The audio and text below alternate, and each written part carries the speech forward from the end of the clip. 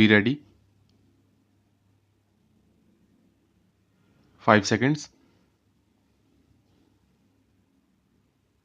Start. Sir, last one, which the finance minister has indicated in his budget speech, and coming to the finance bill, I would like to make some preliminary remarks. The previous speaker, the honorable member, compared India's performance with the performance of some other countries. We are accustomed to it. Whenever members of the Treasury benches speak, they compare India's performance with that of Pakistan, Ghana, Nigeria, and so on. I think it is most irrelevant. India cannot be compared with Ghana or even with Pakistan. India's industrial base, its resources are not comparable to any of these countries. Even such comparison is done on a very convenient basis. Even if you compare India with those countries, you will find, for example, the percentage of literacy in Ghana and in some of the African countries quite different. The literacy is much more there than in India, but no one from the treasury benches point it out. As regards per capita income in Ceylon, which is a much smaller country than India, is higher than in India. If you compare them in totality, not only in respect of inflation or some other aspects of economy. Anyway, if at all India is to be compared, India should be compared with China. But nobody is comparing India with China. China is referred to only in respect of productivity, otherwise, nobody refers to the development in China. While discussing the finance bill, I would like to make a little reference to the original budget because the finance bill is meant to give effect to the financial proposals contained in the budget for the year 1998-99. It is the general thinking of the people, and it is also an accepted theory that the budget of the government reflects the economic policy of the government. It indicates the path in which the ruling party wants to lead the country so far as the economy is concerned, so far as agricultural production is concerned.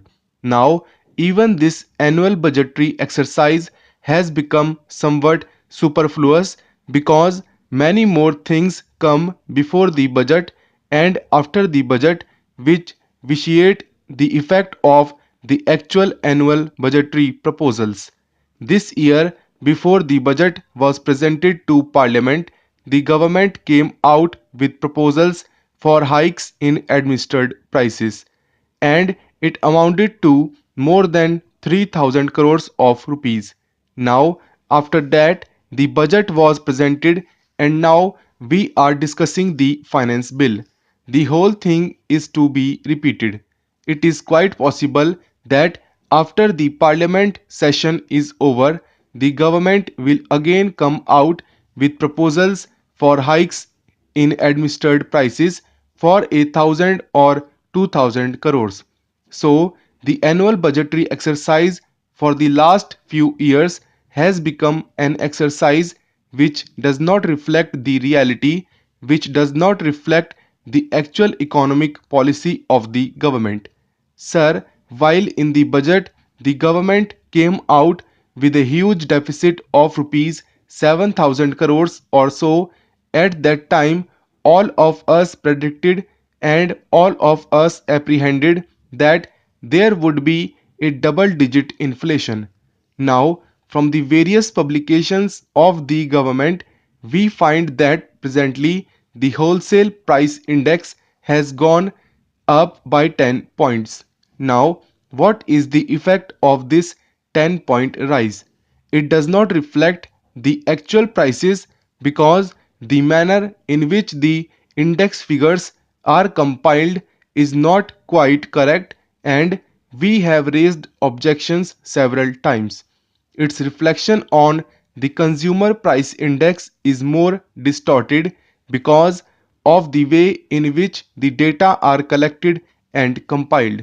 Now, I want to deal with another point about the price rise and inflation. The earlier speaker compared with other countries, but I feel that even this point rise in the wholesale price index would be much more, and its effect on the consumer price index would be much more. What I want to bring to your notice is that whatever figures the government dishes out to us, I am not in a position to believe in those figures. It is because of the fact that the manner in which they are collected and compiled gives a distortion. That is my point. Even this increase by 10 points or 9 points or 10.4 points had there been much more consumption by the people.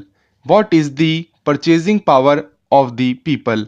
All the people have not got the purchasing power. Under consumption of the rural masses, under consumption even of the city poor have helped the government in maintaining the so-called 10-point rise. Had there been more consumption by the masses, the inflation rate would have been much more. That is my point. So, the government is benefited by this underconsumption and lack of purchasing power of the poor masses, both in the rural areas and in the city areas. This is one of the redeeming features.